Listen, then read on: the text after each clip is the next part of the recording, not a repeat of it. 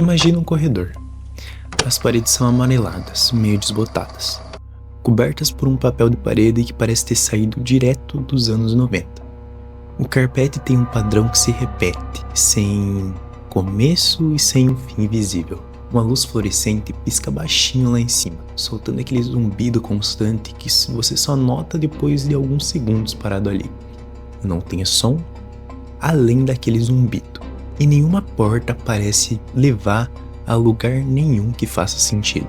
Você já viu esse lugar antes, mas não necessariamente na vida real. Em alguma parte da sua cabeça, você acha que reconhece ele. Talvez em um sonho estranho que você já teve, talvez numa foto que circulou na internet com o nome de Beckham, ou talvez numa cena de um filme dos anos 80 sobre um hotel isolado no meio da neve.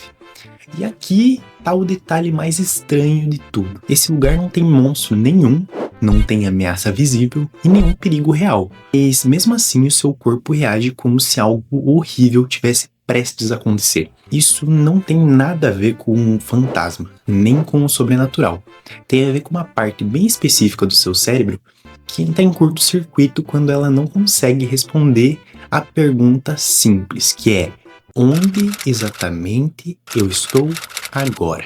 Neurocientistas têm um nome para esse curto-circuito. Diretores de cinema descobriram esse efeito por acaso, décadas atrás, e usaram ele para assustar plateias inteiras sem precisar de nenhum monstro na tela. E a internet, sem querer, recriou a mesma sensação com a estética que hoje tem um nome próprio, que são espaços liminares. Nesse vídeo a gente vai abrir um pouco o cérebro humano e mostrar de verdade o que acontece lá dentro quando ele encontra um lugar sem propósito nenhum. Vamos entender o porquê o hipocampo, a região do seu cérebro que funciona quase como um GPS interno, trava diante de corredores como os mal iluminados ou como aqueles que aparecem nas Beckham. E no final, vamos chegar numa pergunta bem mais desconfortável do que qualquer corredor vazio. O que isso revela sobre a razão pela qual você precisa que o mundo, o tempo todo, faça algum tipo de sentido?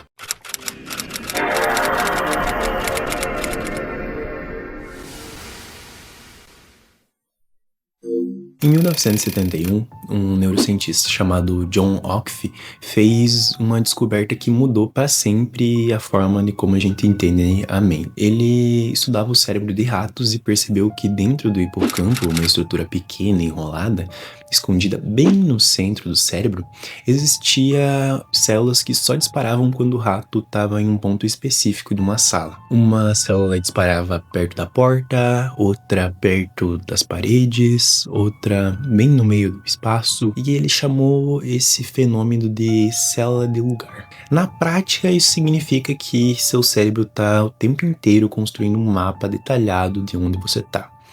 Sem que você perceba, ele está fazendo todo esse trabalho por baixo dos panos. Décadas depois, um casal de neurocientistas noruegueses, Edvard e Maybrit Moser, encontrou outro tipo de célula. Elas criam uma espécie de coordenada interna, parecida com um papel quadriculado dentro da sua cabeça, que permite você calcular a distância, a direção, mesmo com os olhos fechados. Essa descoberta foi tão importante que em 2014 rendeu aos 3 cientistas o prêmio Nobel. Só que essas células não fazem apenas um mapa parado. Elas fazem previsões o tempo inteiro. Todo espaço que você entra vem cheio de pistas. E uma porta geralmente leva a um outro cômodo, seu cérebro pensa. Um corredor tem um começo e tem um fim. Uma janela indica que é dia ou é noite. E se você tá num térreo, você já imagina que lá em cima deve ter, sei lá, o 10º andar. E o hipocampo, ele vai pegando essas pistas uma por uma e cria uma expectativa. E eu virar aqui, então eu vou dar do outro lado. E essa previsão constante é o que te faz sentir seguro mesmo em lugares que você nunca pisou antes.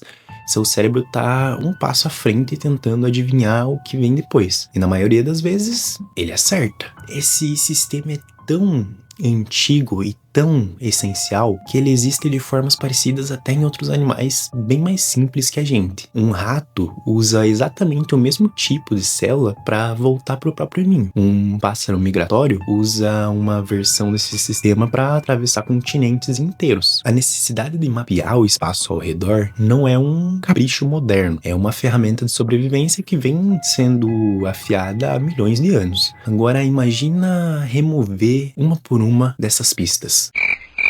Existe uma imagem que circula na internet desde 2019. Ela foi postada sem nenhum contexto, num fórum anônimo. Ela mostra uma sala com carpete amarelado mostarda, paredes manteiga e luzes fluorescentes idênticas se repetindo até onde a vista alcança. Não tem móveis, não tem uma única pessoa. A legenda dizia que se você sair da realidade no lugar errado, vai cair ali, num espaço de milhões de quilômetros quadrados de salas vazias, cheirando a carpete úmido com um zumbido constante de uma luz que nunca apaga. Isso ficou conhecido como os backrooms. E sozinha, sem nenhum monstro, sem nenhum roteiro, essa ideia assustou tanta gente que virou um gênero inteiro. Vídeos, jogos, histórias, comunidades inteiras dedicadas a expandir o mapa desse lugar que nunca existiu. Pare bem no que essa imagem não tem. Não tem perigo visível, não tem criatura nenhuma. O terror inteiro vem da ausência.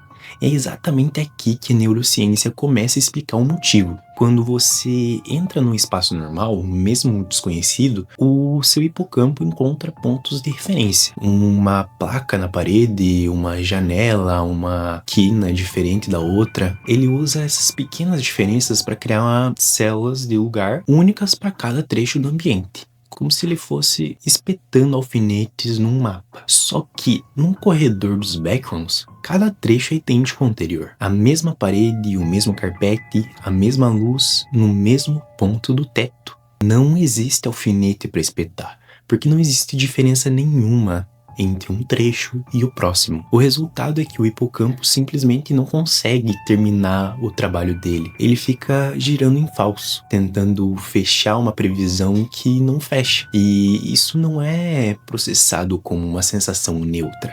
É tratado como se fosse um alarme interno, um erro grave, porque durante praticamente toda a nossa história como espécie, não saber onde você tá significa não saber onde fica a saída, não saber onde mora o perigo, não saber para que lado correr. Esse mesmo princípio aparece em cada corredor do Hotel Overlook, o hotel do O Iluminado.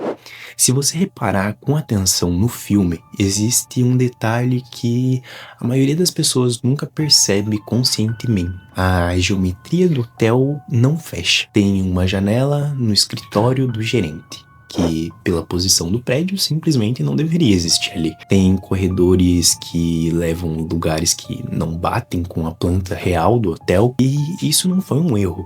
Foi escolha deliberada do diretor, e ele sabia que, mesmo sem perceber isso de forma consciente, o cérebro de quem estava assistindo ia tentar montar um mapa daquele hotel. E ia falhar. E assim como acontece com os backrooms, essa falha ia gerar desconforto, antes mesmo que ele conseguisse explicar por quê.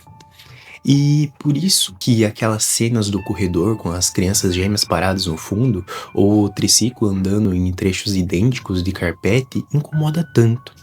O teu cérebro tá literalmente tentando fazer um trabalho que é impossível de terminar. Alguns pesquisadores levantaram ainda outra hipótese para explicar esse desconforto.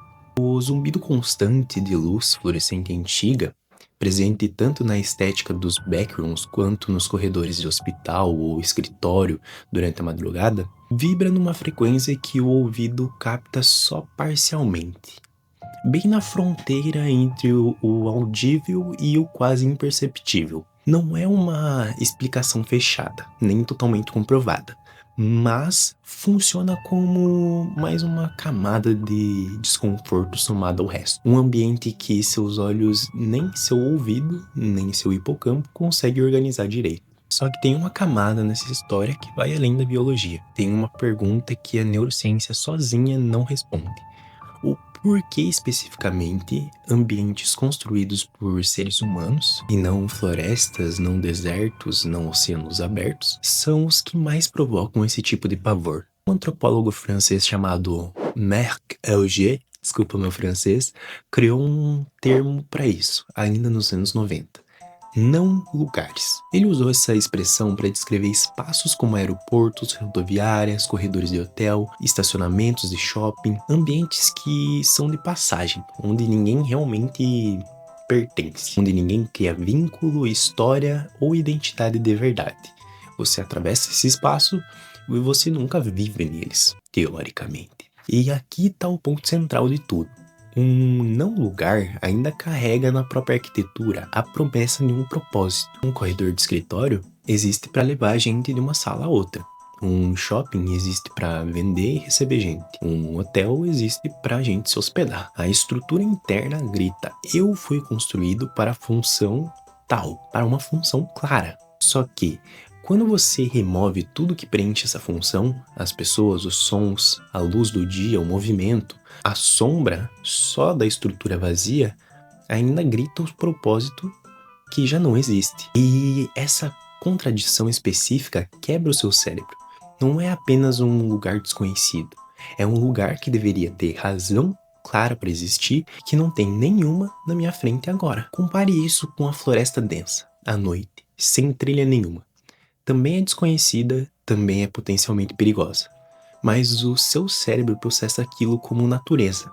Um ambiente que nunca prometeu ordem, nunca prometeu sentido. E o medo ali é direto. Pode ter um animal, pode ter um precipício, pode ter um perigo real. E já um corredor de escritório vazio às 3 horas da manhã carrega um segundo tipo de medo, mais estranho e mais silencioso. O medo de estar dentro de algo que foi feito pra gente, movimento e função. E não tem nada disso agora. É o vazio dentro de uma promessa quebrada. E é exatamente aqui que entra o gatilho da nostalgia distorcida. Repare que praticamente toda imagem de espaço limiar que viraliza na internet retrata cenários extremamente familiares. Um shopping dos anos 90, uma escola durante as férias, um corredor de motel de estrada, são lugares que boa parte das pessoas já visitou em algum momento da infância ou adolescência. O teu hipocampo reconhece o padrão geral, como eu já estive num lugar parecido como esse, e libera por um instante uma sensação de familiaridade quase confortável. E é exatamente nesse instante que o resto da cena atinge. Não tem ninguém ali, não tem som, a luz é ligeiramente diferente do que deveria ser, e aquilo que deveria trazer um conforto vira uma forma instantânea de ameaça.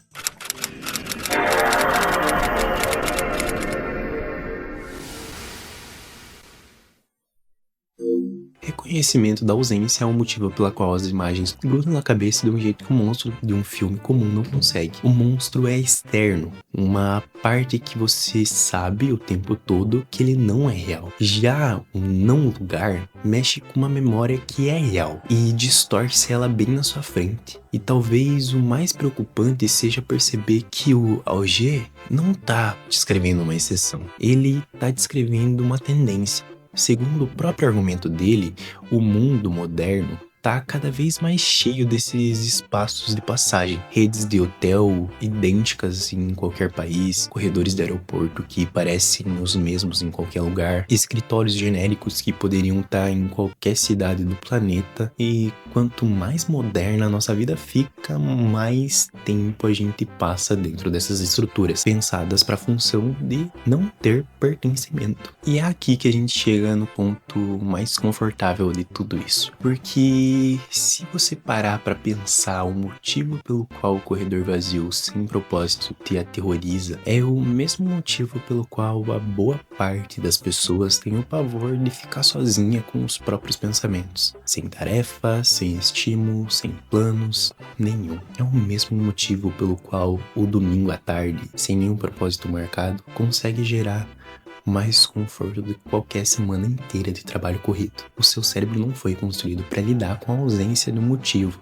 nem no espaço físico, nem na própria existência. Ele foi construído para prever, categorizar e encontrar padrão, encaixar cada momento dentro de uma narrativa que faça sentido. Dá para dizer que a mente humana é basicamente uma máquina de gerar significado e que ela entra em pânico genuíno diante de qualquer coisa que se recuse a ter um. Os backrooms não assustam porque tem alguma coisa escondida lá dentro. Assustam porque representam quase perfeitamente o que acontece se o mundo parasse de fingir que tem um roteiro. O espaço infinito, repetitivo, sem começo e sem fim, sem ninguém para te explicar o porquê você tá ali, é exatamente o que a gente vive. Filósofos existencialistas já tinham um nome para esse tipo de angústia, bem antes da internet inventar os backrooms.